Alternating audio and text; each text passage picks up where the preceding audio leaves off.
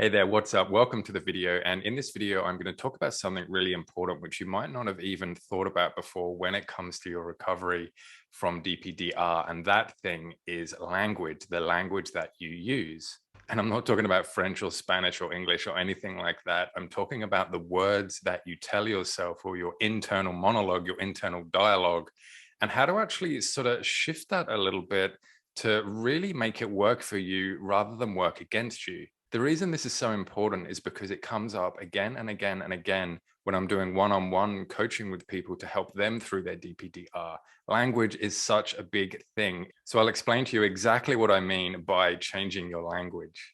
The power of language to help with DPDR. What we say to ourselves matters and can have great influence on how we feel and how we act.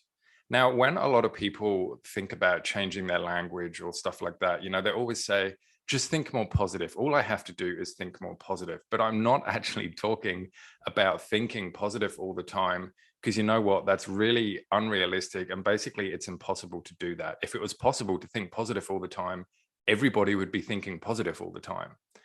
But there are ways to actually shift to sort of a more positive light while remaining realistic. And these small changes make a big difference. The power of shifting your language. Why should you even change your language? Think of the language you're using as an ingredient you're putting in to get out a certain result. For example, you're putting in, I'll never recover. That's what you're telling yourself. But if you do that, the output will be hopelessness and closes all doors of possibility.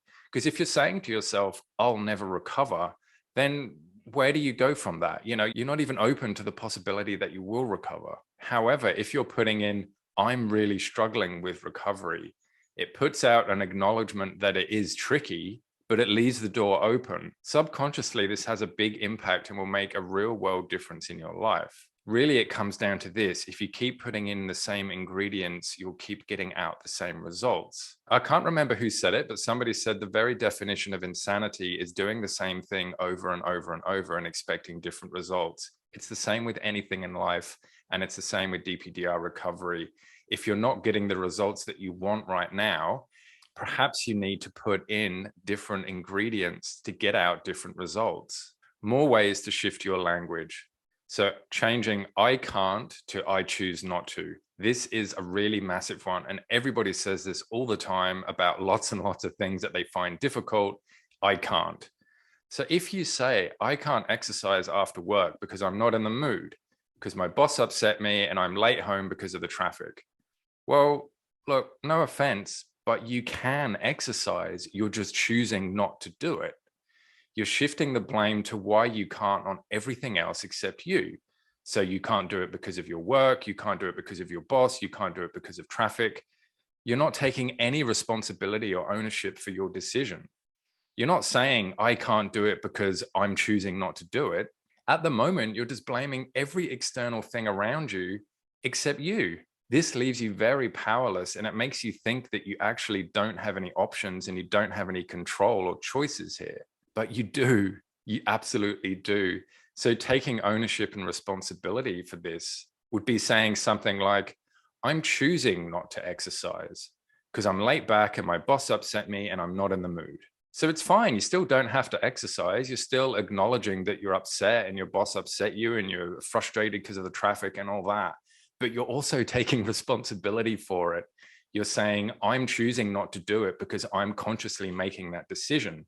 You're not saying, I can't do it because of all this external stuff. You're saying, I'm choosing not to do it because I'm choosing not to do it. And do you know the really great thing is that you can choose to do it. You're giving yourself that option. You're giving yourself the power. You're actually saying to yourself subconsciously and consciously, I'm either going to do it or I'm not going to do it. It's completely up to me. It's not up to my boss. It's not up to my work. It's not up to the traffic. It's up to me. And this gives you power. And you can use this sort of way of thinking with anything. So something that might relate specifically to DPDR is, I can't recover from this quickly because I've had it for too long. What you're really telling yourself is, I'm choosing to believe that I can't recover quickly because I've had this for so long. Is that actually true or not? Or is that just something you're telling yourself and you're making it true? To flip this around and give it a more positive and helpful meaning, you could say something like, Well, yeah, I have had this for a long time, but I'm going to choose to believe that I can recover quickly. When you do this, you're opening the possibilities, and that's what it's all about. It's about subconsciously leaving the door open for more options available to you. I hope you've enjoyed the video and learned a little bit from it. And if you have any questions for me, then please leave a comment and I will do my best to answer them as soon as humanly possible. And until next time, I'll see you all in the next video. Bye.